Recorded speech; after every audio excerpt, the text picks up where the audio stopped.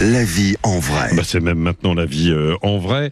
Et nous allons nous intéresser au patrimoine massacré par des éoliennes. Alors massacré, ce n'est pas de moi, ce sont les mots de Stéphane Bern, lorsqu'il parle du château d'Amboise dans le Val-de-Loire, un projet lancé pour la mise en place de 4 éoliennes à une quinzaine de kilomètres du célèbre château. C'est en cours d'étude par la préfecture d'Indre-et-Loire. Les associations de défense du patrimoine à la direction du château s'insurgent face à cette possible construction. Nous sommes justement avec Marc Mettet, qui est le directeur du château royal d'Amboise. Bonjour. Bonjour. Bon, pourquoi il y a cette levée de bouclier, si je puis dire ? Parce que nous sommes arrivés au terme, en fait, d'une procédure administrative dans laquelle, justement, plusieurs commissions ont été consultées et le préfet s'apprête à rendre un avis favorable. Nous avons pu voir ce projet téléchargeable sur ce site. Donc voilà, ce qui nous alerte, c'est le fait de remettre en question le plan de gestion de la Loire et donc de son inscription au patrimoine au profit d'un projet de promoteur. Oui, mais alors de l'autre côté, on vous dit que c'est la transition écologique, qu'il faut mettre des éoliennes en place pour avoir de l'électricité, du courant, et que ce n'est pas forcément préjudiciable, dit-on, pour l'environnement et les châteaux d'Amboise. Qu'est-ce que vous répondez effectivement à cela ? Déjà, le plan UNESCO est une démarche écologique. Il faut le rappeler, c'est un paysage culturel qui a été reconnu. Donc, s'il ne s'agit pas d'opposer des intérêts économiques à la transition écologique, nous sommes nous-mêmes engagés dans ce type de démarche.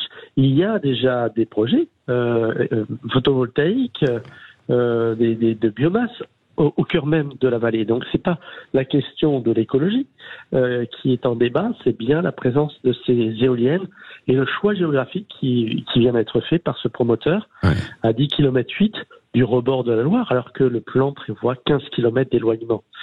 Voilà.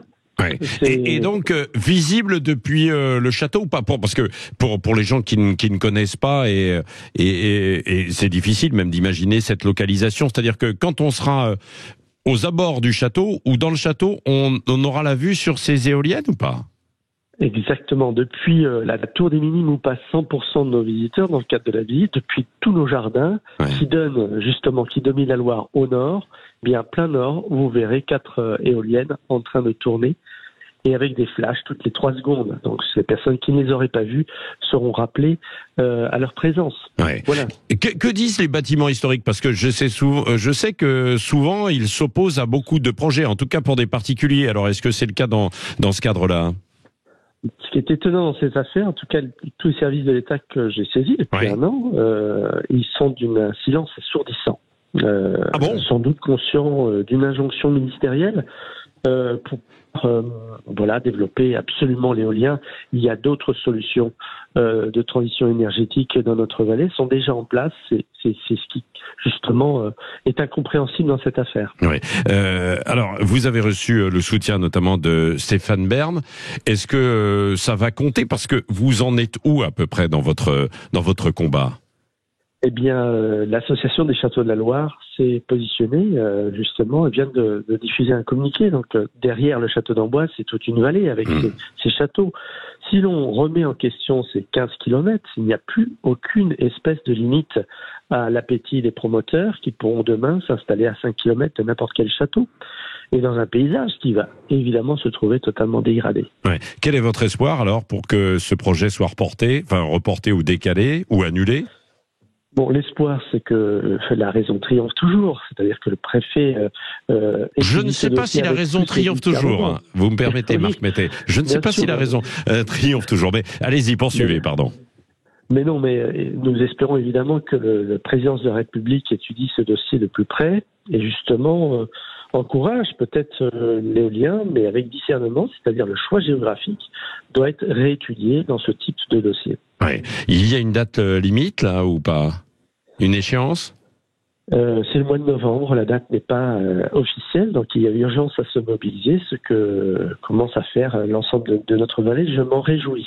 Oui. Il y a une mobilisation ou une manifestation de prévue des habitants de la vallée, justement de la Loire, autour d'Amboise. Ça n'est pas encore à l'ordre du jour, mais vous faites bien de signaler que le cadre de vie de plus de 900 000 personnes qui sont dans cette inscription de l'UNESCO va s'en trouver bouleversé. Donc j'espère qu'effectivement, au niveau des citoyens, on pourra se mobiliser. Ouais.